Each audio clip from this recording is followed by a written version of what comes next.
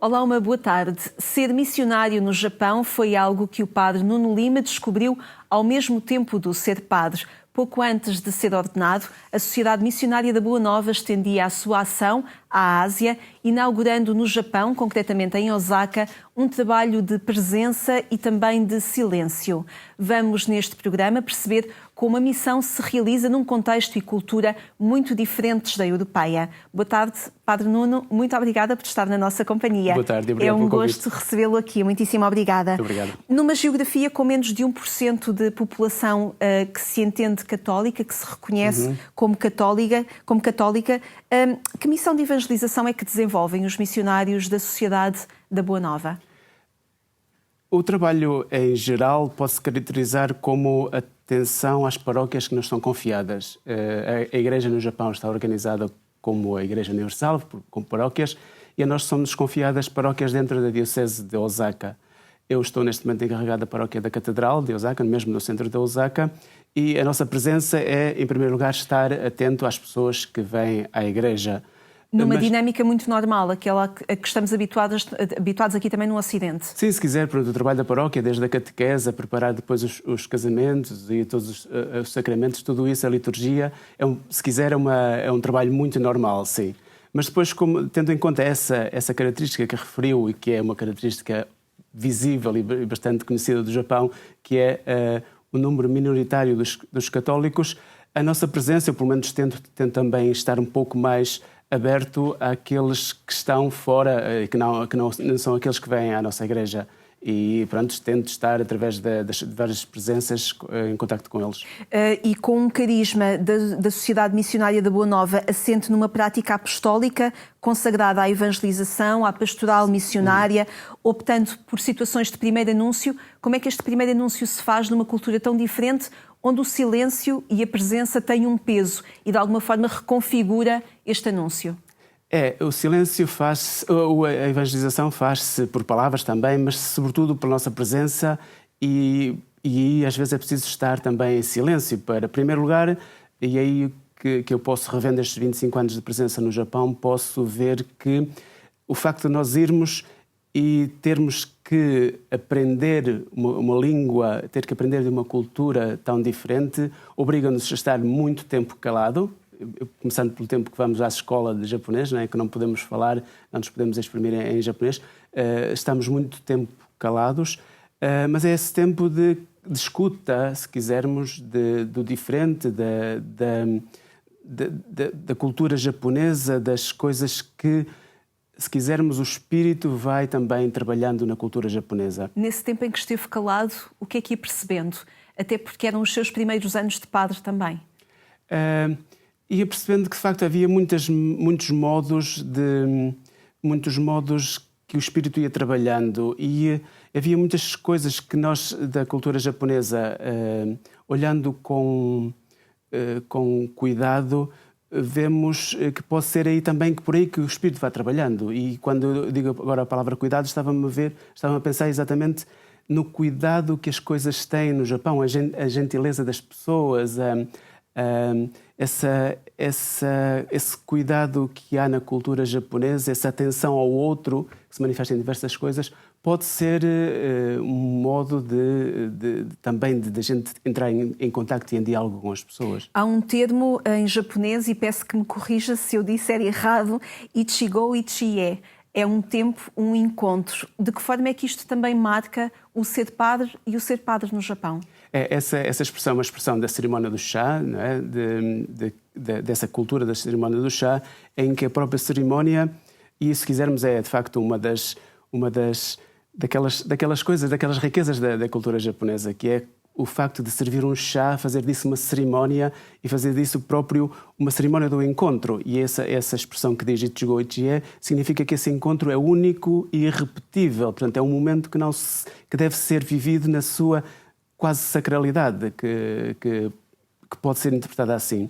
E então esse Ichigo Ichie é o facto de salientar esta importância do encontro e de que as coisas são passageiras, mas isto que estamos a viver agora neste momento é único e deve ser vivido assim. E assim também deve ser o primeiro anúncio do primeiro encontro, deve ser com este ritmo Ichigo Ichie. Se quiser, sim, se quiser encontrar paralelismos, pode ser o Kairos, não é? Para além do Cronos, pode ser o Kairos do encontro que é único. E se quisermos, pronto, voltamos e encontramos pelo japonês, a palavra encontro em japonês diz deai, são 2 caracteres, um que significa encontro, e por aí é que a gente sabe o significado da palavra, mas depois tem um outro caractere que é de saída. E, portanto, essa saída ao encontro da pessoa, e esse encontro em saída tem muitas conexões também com aquilo que o Papa Francisco diz da Igreja em saída e deste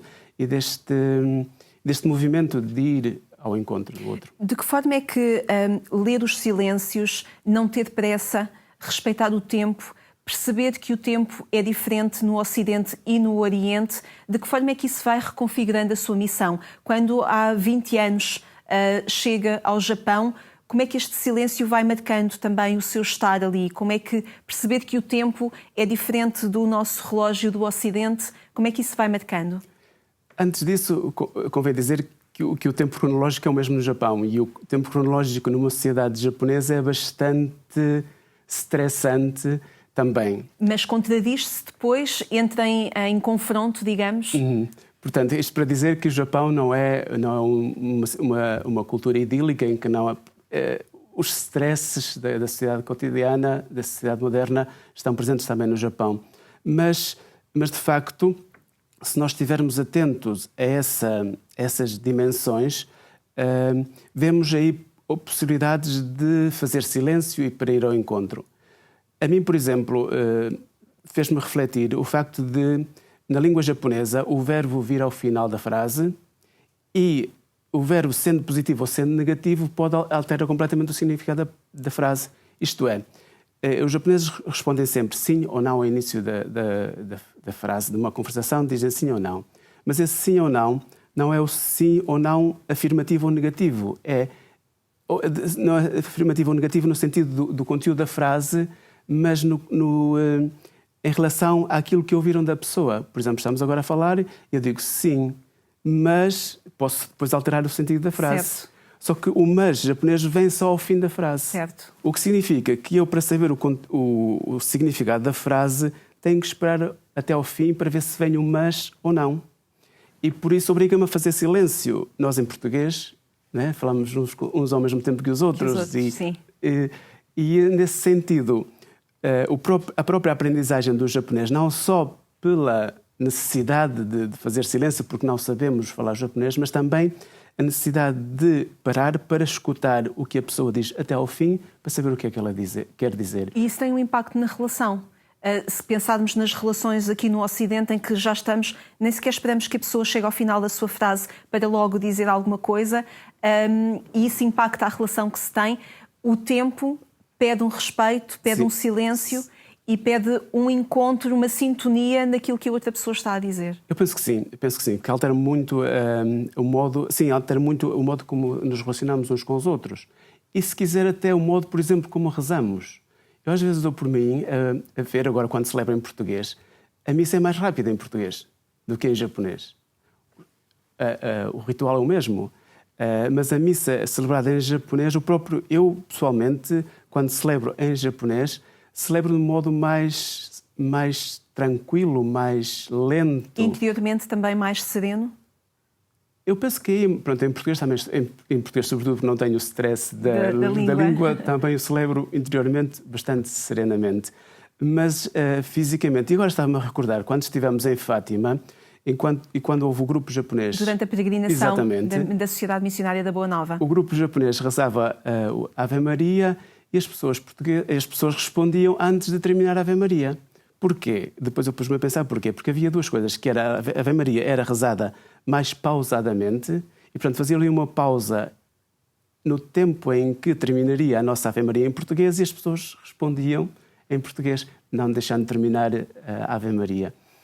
Assim, são essas coisas que a língua, a cultura nos vai moldando. E isso requer tempo, não é? Para se integrar, para se sentir à vontade.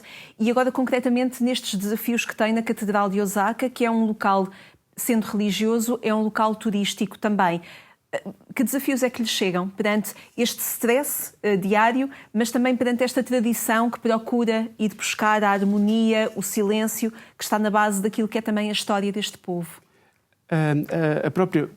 O próprio edifício da Catedral de Osaka é bastante interessante em termos arquitetónicos porque é um edifício, uma igreja, portanto, construída com linhas ocidentais, mas a imagem da Nossa Senhora, que é venerada na Catedral, é um painel grande, de dimensões grandes, feita por um pintor japonês, com uma imagem de Maria com traços japoneses, com kimono. É próprio aquilo que nós gostaríamos que acontecesse, esta junção do cristianismo com uma alma japonesa. Uma enculturação? Sim, é isso que nós tentamos. E pronto, então a paróquia de Osaka, estando no centro, mesmo junto ao castelo, passam por lá muitas pessoas, tentamos que seja esse espaço de encontro de diversas culturas. A nossa própria pastoral agora é muito mais multicultural do que há uns anos atrás, porque há muitos mais estrangeiros no Japão, e então esta atenção às diversas culturas que estão no Japão, às diversas... Por exemplo, nós na Catedral temos agora, ao domingo, temos missas em japonês, em inglês, vietnamita e coreano. São as comunidades mais significativas da nossa paróquia. E então esta identidade também multicultural da Igreja japonesa, que também começa a ser da sociedade japonesa, nós também estamos a tentar dar atenção. Multicultural e interreligiosa. Há diálogo, há caminhos, há reconhecimentos que já acontecem ao Ocidente, que nos podem ajudar na Igreja mais... que acontecem no Oriente e que nos podem ajudar mais na Igreja no Ocidente? Sim, a Igreja no Japão, sendo minoritária, sempre foi uma Igreja aberta às outras realidades religiosas e culturais do Japão. E tendo a intenção também que a própria sociedade japonesa, depois da Segunda Guerra Mundial, é uma sociedade pacífica, em que não há grandes confrontos, foi fácil fazer caminho de diálogo entre as diversas tradições religiosas no Japão. E esse, a nível institucional, se quisermos dizer assim, há um caminho feito, e depois há o caminho também que é feito na vida do dia a dia, entre nós, com os amigos, com as pessoas que nos encontramos, e as famílias. Dentro das próprias famílias, muitas vezes só a mãe é que é batizada, só o pai é que é batizado. Há muitas famílias em que apenas um dos membros da família é batizado, e então é nesses ambientes mais normais, domésticos, também se faz muito diálogo no Japão. No Japão. Em 2019 foram visitados pelo Papa Francisco e ele, na altura, num encontro, penso que com os bispos, ele falava na dimensão da transcendência que a espiritualidade e, concretamente, o viver a religião no Japão convida. Eu pergunto-lhe de que forma é que esta dimensão da transcendência e a procura desta dimensão da transcendência nos pode desafiar aqui na vida no Ocidente. Eu penso que o grande desafio é ir além deste stress, desta preocupação do cotidiano e ver, de facto, o que está para além deste cotidiano no qual estamos submergidos. O Japão tem essa, e se quisermos falarmos há pouco da cerimónia do té, tem essa característica... Desculpa, do chá, sim. Esta confusão das línguas. Claro. A cerimónia do chá tem essa coisa de servir um chá, uma cerimónia, e, portanto, dar-lhe esta dimensão que já falámos quase sagrada, deste ato simples que é servir um chá, ou, se quisermos, então, servir um café. Mas é de dar essa dimensão temporal uma outra dimensão que vai para além deste tempo que estamos aqui a viver. E então as próprias manifestações culturais do Japão, com a sua beleza subtil, dos pequenos pormenores, dos próprios arranjos florais japoneses, por exemplo, se quisermos pensar então nos bonsais, não é? Tudo em miniatura, portanto é tudo... Mas cuidado ao pormenor. Exatamente, portanto, atenção ao pormenor, atenção às coisas que às vezes são menos importantes, mas que sem elas, depois de facto, a vida não acontece. E se quisermos então essa transcendência que a cultura japonesa nos pode ensinar, é ver essa transcendência no cotidiano. num simples servir um chá. Neste tempo em que a Igreja Católica procura escutar todos, dialogar com todos, encontrar caminhos de futuro para se continuar a dizer neste tempo concreto, esta abertura à transcendência é também uma forma de se conseguir dialogar com aqueles que também não são crentes numa sociedade com stress, com azáfama, com inovação tecnológica que parece que é ela que dita a vida cotidiana das pessoas. Como é que estas palavras vão permeando, servidas com este tempo, com este silêncio que se experimenta no Japão? Esta dimensão transcendente, vivida no cotidiano, às vezes também no Japão é esquecida, não é? Porque falamos já deste stress, desta vida cotidiana, que é bastante, às vezes nos faz esquecer do essencial. Mas penso que, por exemplo, aí também a Igreja pode ter um papel importante, no sentido, a Igreja, quando falamos da nossa perspectiva, as diversas tradições religiosas, de abrir também este cotidiano, essa dimensão transcendente. Estamos agora a lembrar, por exemplo, de que no próximo ano será a Exposição Universal e, por exemplo, o Vaticano escolheu o tema da beleza que leva à esperança. Será a ligação do Ano Santo, o tema da esperança, com o tema da Exposição Universal. E, concretamente, a Catedral de Osaka vai ser um desses palcos para a exposição, com a participação da Santa Sé.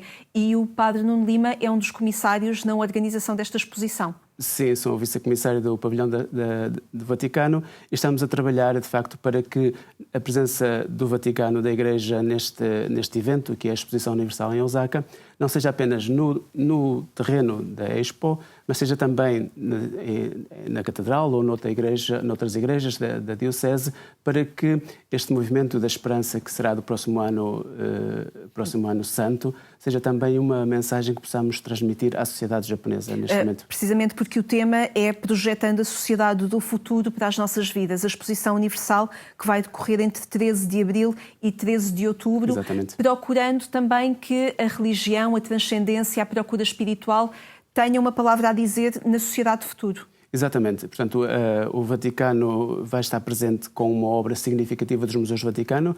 Vai estar presente a deposição do Caravaggio, uma obra bastante conhecida no Japão e que, através dessa, então, da beleza da arte, procuraremos levar as pessoas a essa esperança para além do cotidiano, sim. Deixe-me ir a um outro espaço em que os missionários da Boa Nova, concretamente o Padre Nuno Lima, procura desenvolver e ajudar a concretizar no Japão, um bocadinho mais a sul de Osaka, assim me dirá o Padre Nuno Lima, que conhece melhor a geografia japonesa, que é um centro de espiritualidade e diálogo interreligioso. Eu perguntava-lhe, nesta forma em que a Igreja, no tempo atual, se procura dizer, que lugar têm estes centros de espiritualidade, onde a procura, mais do que as palavras encontradas, são o guia, são o trilho para as pessoas se poderem reconhecer também neste universo da espiritualidade? O centro Shimenzan fica, de facto, a sul de Osaka, na ilha de Kyushu. Um pouco distante de Osaka, mais do que eu gostaria que estivesse mais perto para poder estar mais próximo. Geograficamente, mas é um espaço de facto magnífico no meio da natureza, em que os padres xaverianos construíram um centro em que as pessoas podem ir, podem estar com eles, rezar com eles, e aí no meio da natureza também dando atenção às características da religião, da religiosidade japonesa, que é esta atenção à natureza. Eles procuram formas de dialogar com o Japão, com os japoneses, além de se quisermos, destas trocas trocas de informação. Portanto, pelo silêncio, por estar juntos a rezar, por estar juntos à mesa, por estar juntos nos diversos espaços, se quisermos em silêncio, ou então conversando sim. E aí percebe-se o quanto o tempo nos encontros, o tempo da natureza, o ritmo da pessoa, como isso influencia também a procura da espiritualidade? Eu penso que sim, porque, por exemplo, uma das críticas que eles têm no seu ritmo diário é que, por exemplo, as laudes e as completas são feitas ao ritmo do nascer e do pôr do sol, que é, de facto, dar essa atenção ao ritmo da natureza também.